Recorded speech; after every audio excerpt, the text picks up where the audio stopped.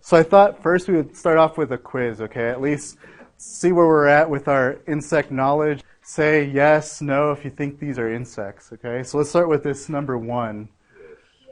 Insects? A lot of yeses. Any no's? You got a no? All right. Well, it's an insect. It is an insect. So 6 legs, 1, 2, 3, and then the other 3 on the other side. This is actually a beetle larva, okay? And you'll see these pictures as I go through the talk later and kind of where they fit in. How about number 2? No. No? Why not? A lot of legs. Okay, so not an insect, and we'll talk about what that is. How about number 3? It's in water. Insect or not? Yes. I've got a yes, a no, yes, nose. It actually is an insect. So this is a mosquito pupa, and it's in water. So this is a little breathing tube up here. It's sitting in water. So eventually it'll emerge out as an adult mosquito. Number 4. Yes. Usually everybody's like, yes, I hate this thing. It's an aphid. So yes, it's an insect. How about 5? Got some yeses. Got a nose.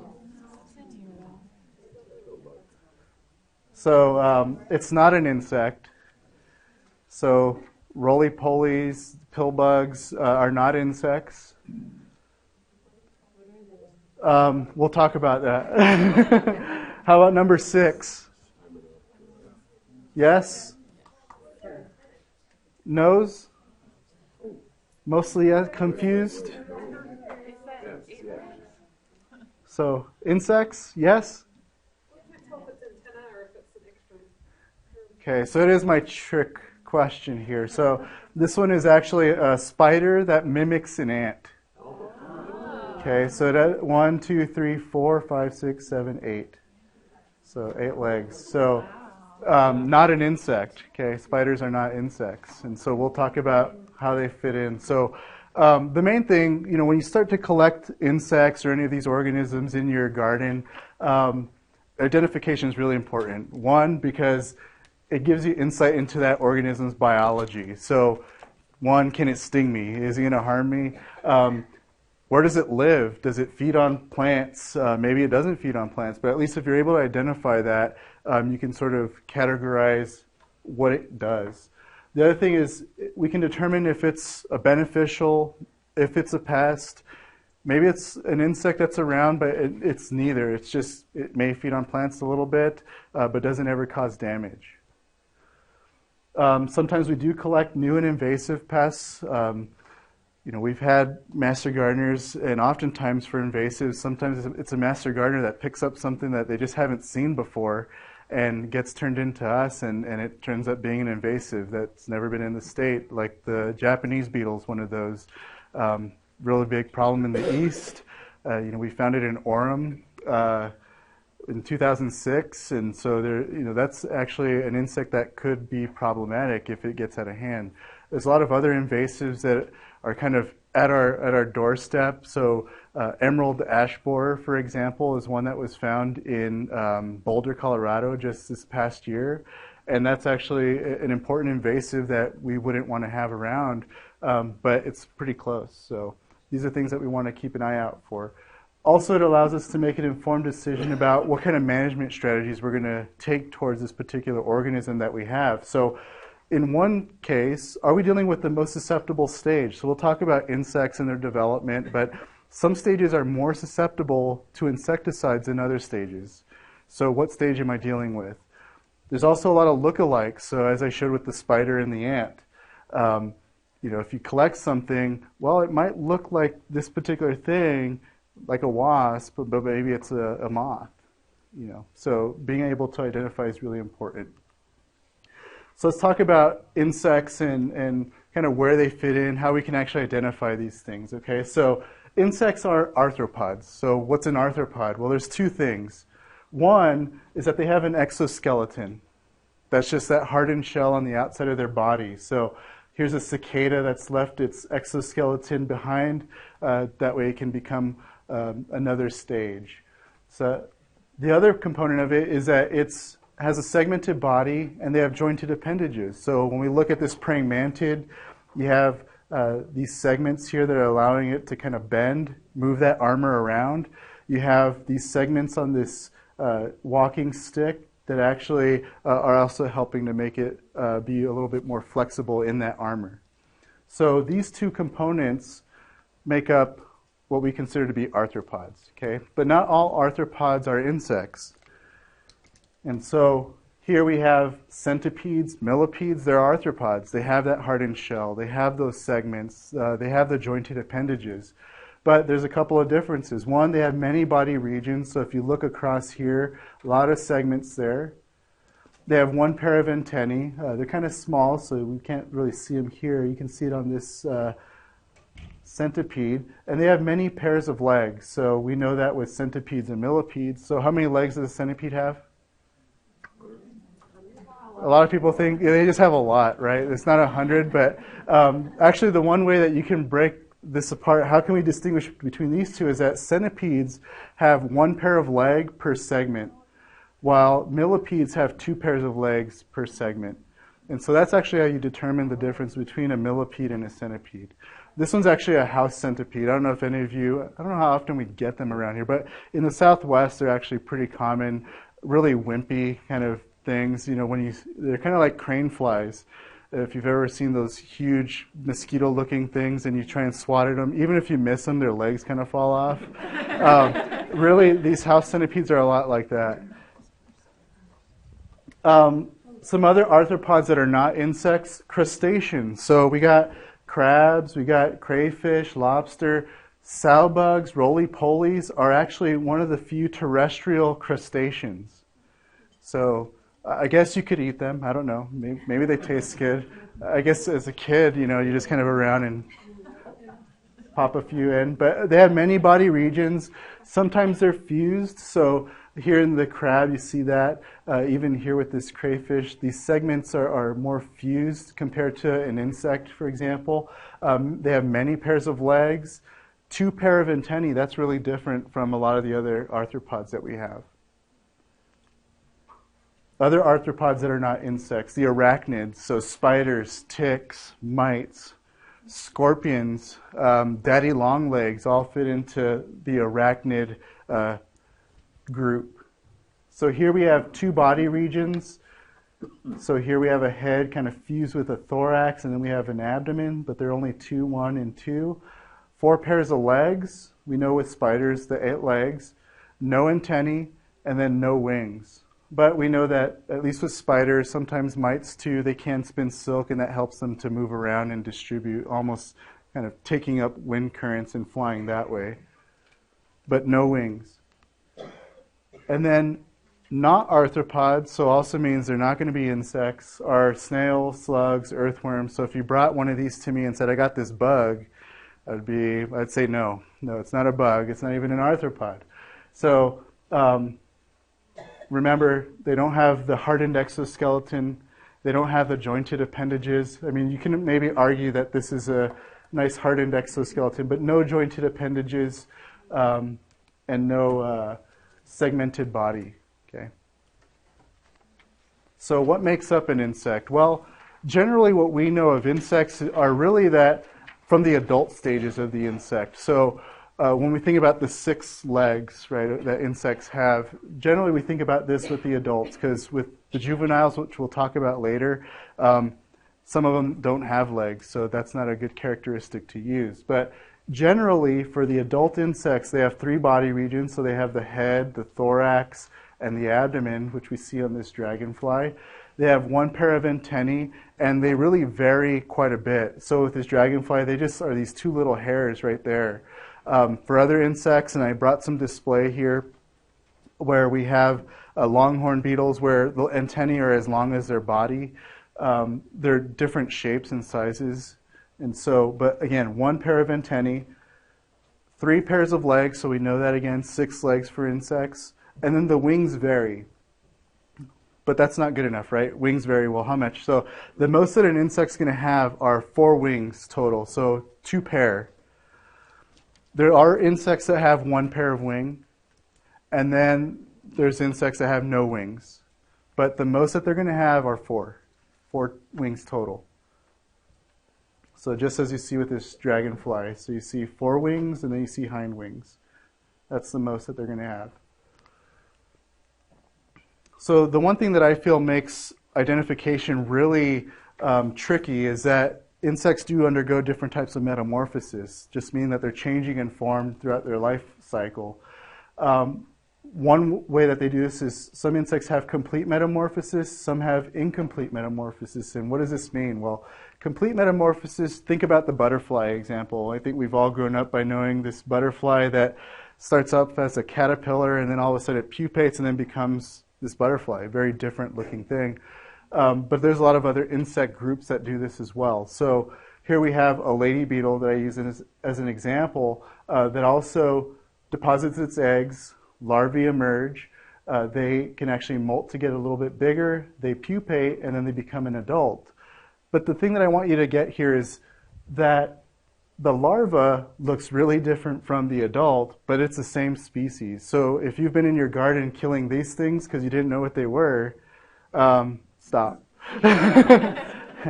So what I want you to get here is make these associations, especially with these insects that have different life histories, because these are beneficials too, and I think they're actually better beneficials than the adults. Okay, and I'll explain why later. But complete metamorphosis. So some insects that have this, beetles, so all beetles have this type of metamorphosis. Moths and butterflies have this too. So if you didn't know that this hummingbird moth also is a tomato hornworm. You know, these hummingbird moths are really cool. You know, they're really good flyers. They look neat when they go and feed inside of the flowers around, you know, your garden. But then they start depositing eggs, and then you got tomato hornworms, you know, in different areas. And so recognizing this complete metamorphosis is really important because they're the same species, but they're feeding on different things. So incomplete metamorphosis now is, so flies also have this complete metamorphosis. Bees, wasps, ants all have that kind of metamorphosis. When you break an ant colony up, you see these little white grubs. They don't even look like the adult ants, but they all have that complete metamorphosis. So incomplete metamorphosis actually is just an egg stage, a nymph that looks a lot like the adult. They're just small, and then they get larger and larger and larger. And if they have wings, each time that they molt to get bigger, the wings develop and get larger as well until they become fully functional. So that's the case here with this grasshopper. Crickets, you'll see that too. Other insects that have this kind of metamorphosis are true bugs, and I'll describe what a true bug really is. Grasshoppers, leafhoppers, aphids. You know, aphids are really tiny, but they look a lot like the ones that have wings too. So they all have this type of incomplete metamorphosis. But the nice thing about these is typically these little guys are going to feed on similar things that the adults feed on too. Okay. Just showing some pictures of molting. Molting is an important component of insect development. That's how they get larger. You know, they feed a little bit. They have to fit into a new body because they just are too big when you're this small. So once they feed, then they molt. Then they get to the next stage until if they have complete metamorphosis, then they pupate. In the case of a stink bug like this one here, it molted, and then eventually the wings will get bigger and bigger and bigger. And so that's necessary for their development. For each of these species, it really varies how many times that they actually molt. It just depends on the species. But these tend to be the most susceptible stages. They're really, even though they have an exoskeleton, they're a little bit more soft-bodied in this case compared to when they become an adult. So identifying the adults, we're sticking with adults for now. But one way to do this is actually with the wings. This is a sort of the broad scale of I collected something, I know it's an adult insect, it has wings, but what can I group it into? It's not just a bug, but it's something. Beetles, for example, have what's called an elytra. they're hardened forewings, and you can see that they've opened them up here to fly. And underneath those wings are this membranous hind wing. That's characteristic for beetles. So if you collect something that has this hardened forewing, or if you can lift those wings up, or you see them fly and they just kind of open them up. You see this with lady beetles. If they're flying away, you kind of see those hardened forewings open up, and then underneath are the membranous wings. That's characteristic for beetles. Okay. Now that's different for what entomologists call a bug, because there's actually true bugs, and these insects have a half what we consider to be leathery kind of texture or look to it, and then half membranous wing, so half leathery. So you're seeing one whole wing here. The other wing's actually tucked under, and so it's crisscrossing, and it's creating this little triangle here. So that's characteristic for true bugs. The other thing with true bugs is they have piercing, sucking mouth parts, and I'll talk about that on the next slide. Grasshoppers, their wings are very uniform looking. It's kind of leathery look to it, but very uniform. Moths and butterflies, if you've ever taken your finger across a moth or butterfly wing, you get this little shimmer. If you looked at that under a scope, it would be kind of like fish scales. They're really microscopic scales. Flies, bees, and wasps, their wings are going to be membranous. They can vary in color. Some of them are just translucent, while other ones are dark, can be black and other colors as well. How can we tell the difference between a fly and a bee? Let's see who did their homework. Who is studying up the entomology section? One kills me, one doesn't. Maybe. So with flies actually have one pair of wings.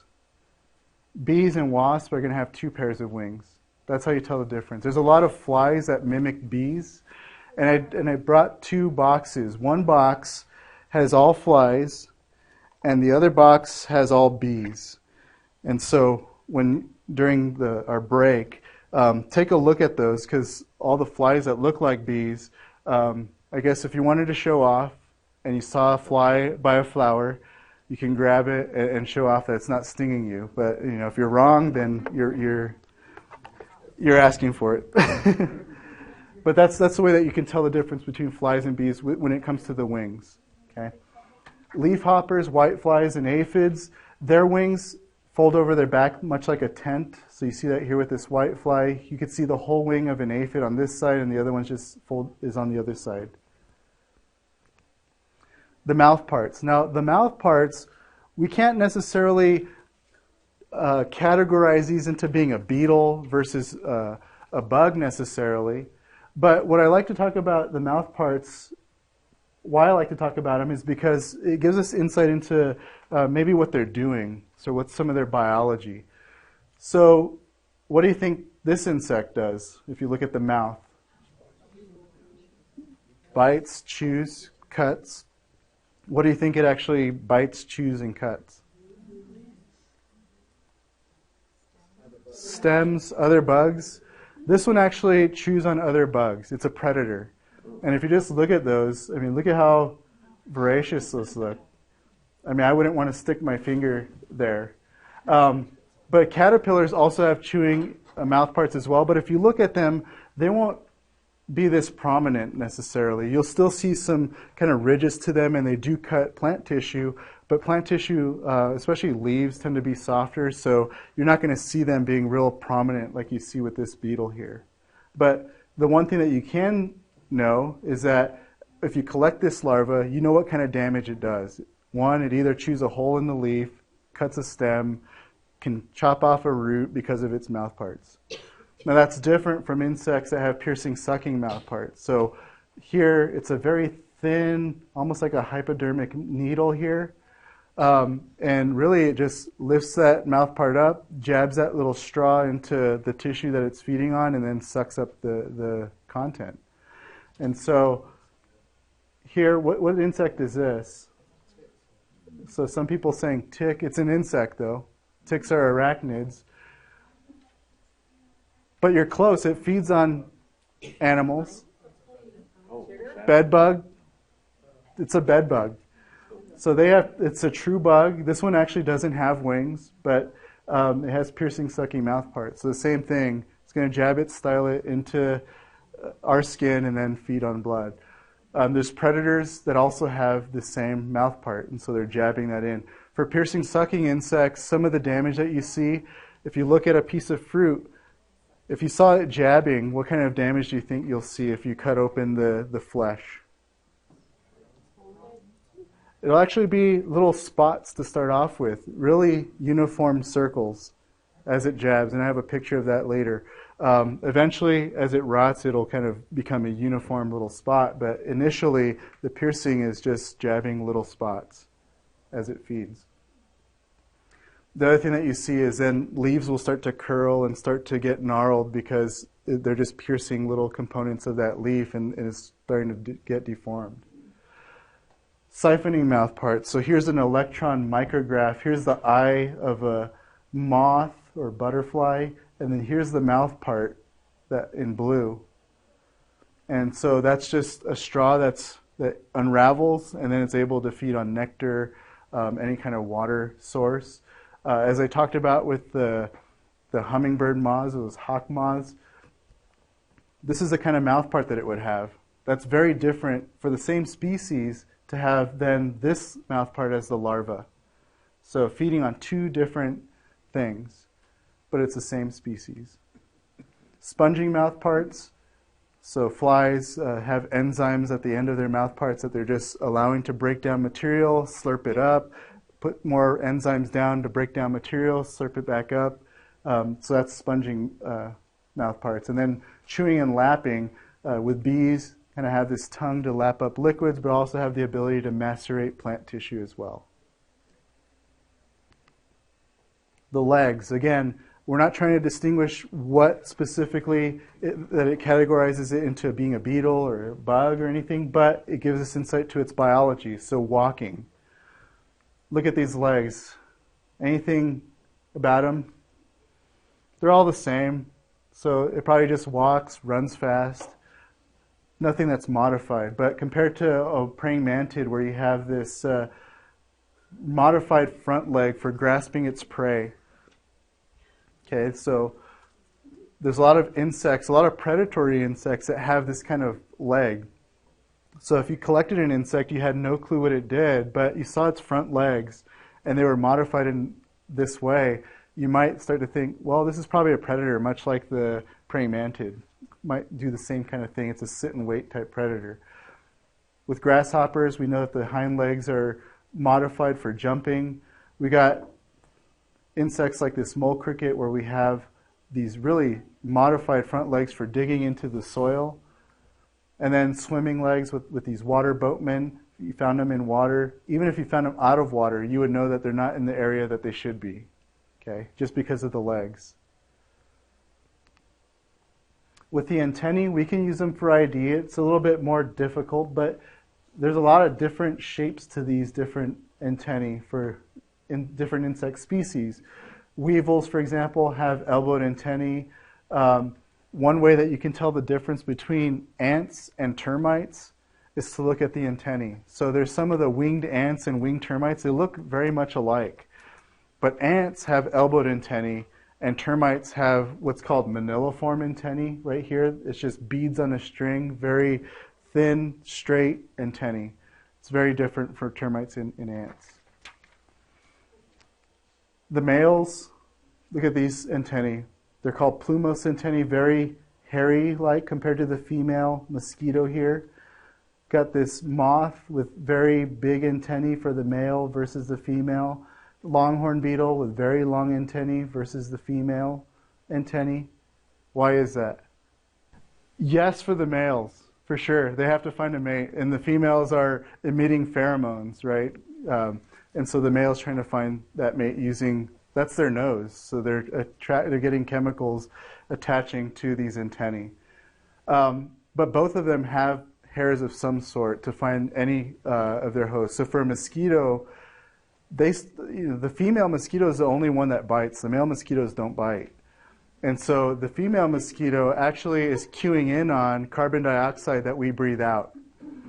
So I don't know if you've ever seen carbon dioxide traps that are put out for mosquitoes sometimes. They just get dry ice, and dry ice, once it becomes gas, is carbon dioxide. So that attracts mosquitoes to the area, and so they still need to find a food source. For other insects that have their antennae, they might be looking for a plant resource.